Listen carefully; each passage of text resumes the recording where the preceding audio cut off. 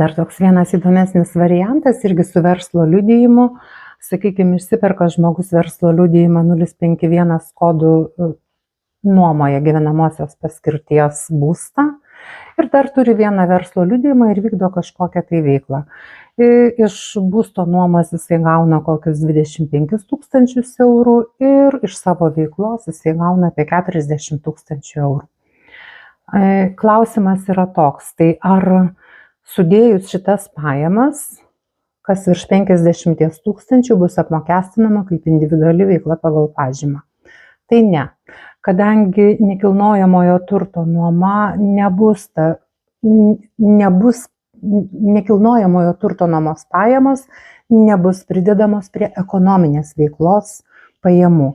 Vadinasi, ir bendroje sumoje pasiekus 50 000 eurų ribą, kaip žino, 2026 metais su verslo liudijimu galima suprekiauti, parduoti, pateikti paslaugų už 50 000, bet šiuo atveju nuoma ir ekonominė veikla nebus sudedama į vieną krūvą dėl bendro apmokestinimo kaip su individualia veikla pagal pažymą, kas virš 50 000. Nuoma eina savo keliu, ekonominė veikla su verslo liudijimu keliauja savo keliu.